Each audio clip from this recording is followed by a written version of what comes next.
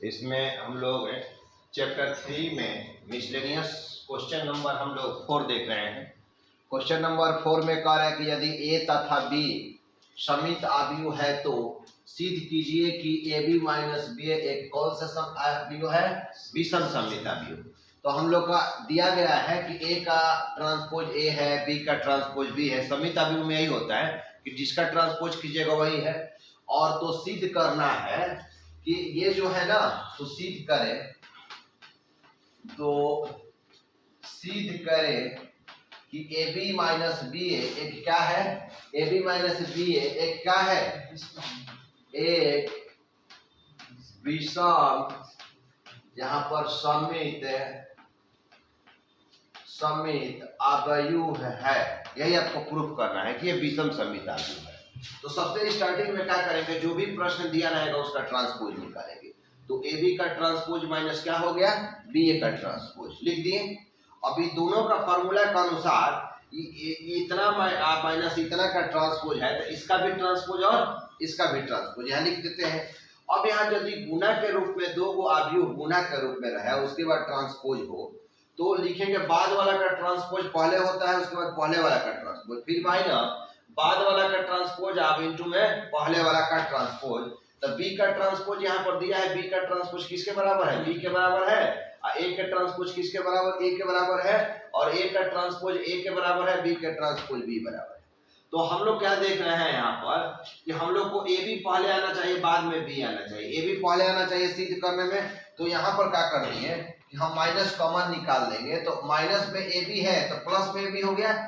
अब प्लस में बी ए है तो माइनस में क्या हो जाएगा, बी ए। अब आप यही प्रूफ करना था कि ए बी माइनस बी ए का है विषम समित। विषम समित आव्यूह कब होता है, जब इसके आधार के बराबर दिखे लेकिन चिन्ह क्या हो जाए, अलग अलग हो जाए। इसके पहले चिन्ह धनात्मक था तो इसके पहले चिन्ह क्या हो गया, ऋणात्मक हो गया। एकदम इसके आधार के बराबर दिख रहा है, ए बी माइनस बी ए दिख रहा है, लेकिन यहाँ पर धनात्मक का चिन्ह था तो यहाँ पर किसका चिन्ह हो गया, ऋणात्मक। इसलिए क्या हो गया, विषम समित आव्यूह हो गया। अतः यही हमको क्या करना था कि प्रूफ करके दिखाना था कि ये जो आव्यूह है वो कौन सा आव्यूह है, विषम समित आव्यूह। माने जिस आव्यूह का ट्रांसपोज निकालिएगा उसमें चिन्ह में परिवर्तन हो जाएगा, उसको विषम समित आव्यूह कहते हैं। और चिन्ह जिसका चिन्ह में कोई परिवर्तन नहीं होता है उसको क्या कहते हैं, समित आव्यूह कहेंगे। तो यही आपको प्रूफ करना है, नोट कीजिए। देखिए प्रश्न संख्या 5 में जो है सिद्ध करना है कि सिद्ध कीजिए कि आव्यूह दिया है बी का ट्रांसपोज है, इनटू में क्या है, ए बी है। ये कह रहा है कि समित अथवा विषम समित आव्यूह है। दो कह रहा है, इसको समित भी कह रहा है और विषम। सिद्ध करना है कि यह समित आव्यूह भी है और क्या है, विषम समित आव्यूह है। ए कह रहा है कि ए समित, यदि ए समित अथवा विषम समित है। यदि ए समित आव्यूह है तो समित सिद्ध करना है, अगर विषम है तो उसको क्या सिद्ध करना है, विषम समित आव्यूह। दो को चीज सिद्ध करना है, तो इसमें दो को केस लेकर चलिएगा। यहाँ पर हम लोग केस 1 लेकर चल रहे हैं। केस 1 कि यदि ए एक समित आव्यूह है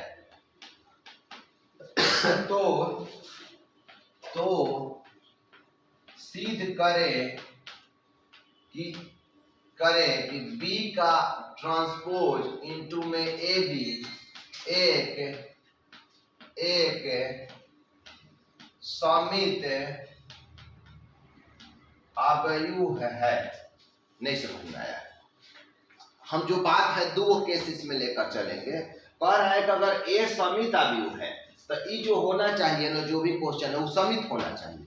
यदि ए विषम समित आव्यूह है तो ये जो क्वेश्चन दे रहा है ना वो क्या होना चाहिए, विषम होना चाहिए। मेरी बात नहीं समझ में आया, नहीं बात समझ में आया, नहीं समझ पाए, ठीक है ना, क्या समझी सर। और ए समित आव्यूह है तो समझना है कि ए का ट्रांसपोज बी का ट्रांसपोज इनटू ए बी एक समित आव्यूह है। तो एक यहाँ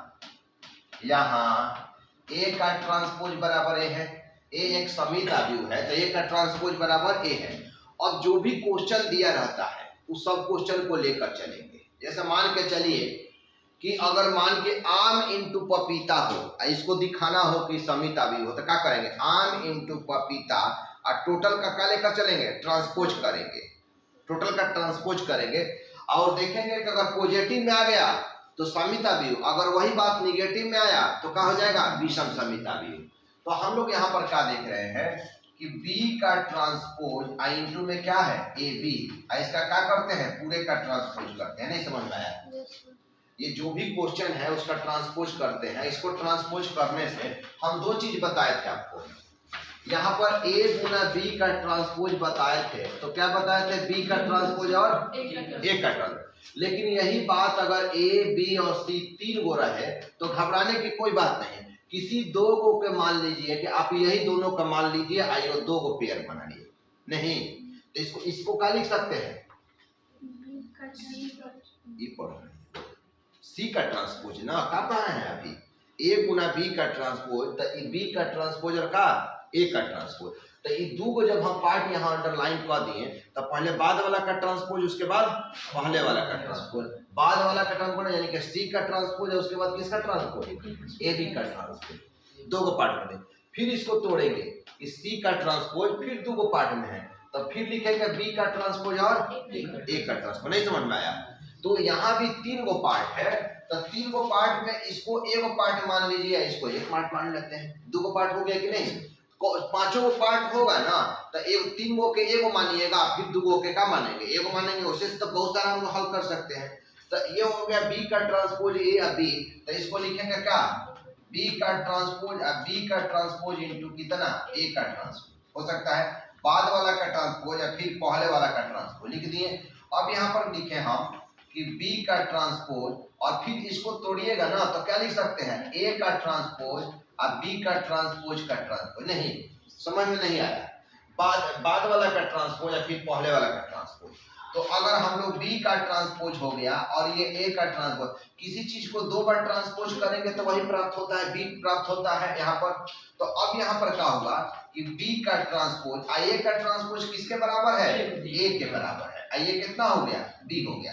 तो यही प्रूफ हो गया, यानी कि B के ट्रांसपोज इंटू AB जो हुआ, इसका ट्रांसपोज करने से इसके आधार के बराबर का है दिखा, इसके एकदम आधार के बराबर दिखा, जो ये है उतना ही का है, ये है, इसके पहले किसका चिन्ह है, धनात्मक का, पॉजिटिव का चिन्ह है, तो अतः यह क्या है, समित अवयव है। अतः यह एक समित अवयव है, समित अवयव है। इसलिए समित अवयव है कि इस क्वेश्चन का ये समित अवयव है, तो ये B का ट्रांसपोज इंटू AB जो है वो समित होगा, और कह रहा है कि अगर A विषम समित अवयव रहेगा तो B का ट्रांसपोज गुना AB ये क्या होगा, विषम समित अवयव। जैसा कि यहाँ हम केस 2 में आपको बता रहे हैं यहाँ पर कि ये केस हम सेकंड केस लेकर चल रहे हैं इसका, ठीक है बिल्कुल। तो सेकंड केस में आप क्या देख रहे हैं, बोलिए भाई, सेकंड केस में हम लोग को लेकर चल रहा है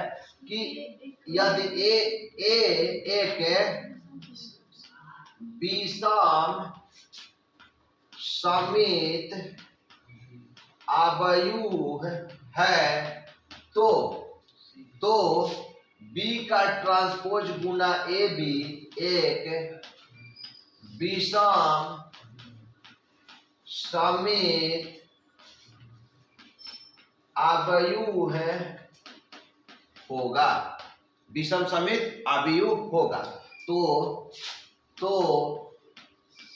दिया है, क्या दिया है बाबू, A का ट्रांसपोज बराबर क्या दिया है, विषम समित A माइनस A।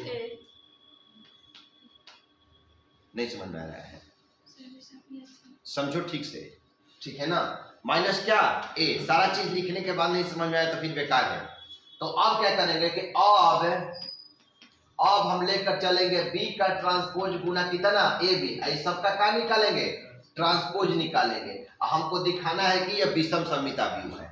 तो अब दो को पार्ट है, तो ये फर्स्ट पार्ट मान लीजिए, सेकंड पार्ट मान लीजिए, कोई जरूरत नहीं है, इसी को फर्स्ट पार्ट मान सकते हैं, दो को सेकंड पार्ट, इसको सेकंड पार्ट मान सकते हैं, कोई अंतर नहीं पड़ेगा।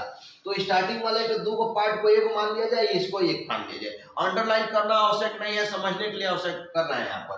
तो यहाँ कितना हो गया बोलिए, बी का ट्रांसपोज, अब बी का ट्रांसपोज गुना ए बी, इसका ट्रांसपोज हो जाएगा ना, बाद वाला का ट्रांसपोज फिर पहले वाला का ट्रांसपोज, तो ये हो गया बी का ट्रांसपोज।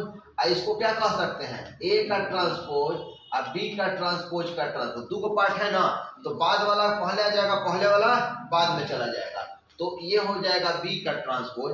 ए का ट्रांसपोज किसके बराबर है बाबू, माइनस ए का, अब बी का ट्रांसपोज के ट्रांसपोज माइनस बी, तो अब माइनस पहले आ गया, उसके बाद लिख देंगे बी का ट्रांसपोज ए बी, तो बी का ट्रांसपोज ए बी, इसके पहले किसका चिन्ह है, माइनस का, तो अतः क्या कहेंगे, अतः यह एक का है विषम समित अवयुह है। यही हमको प्रूफ करना, समझ में आया कि नहीं यहाँ तक ले, दोनों क्वेश्चन समझ में आया, समित अवयुह और विषम समित अवयुह।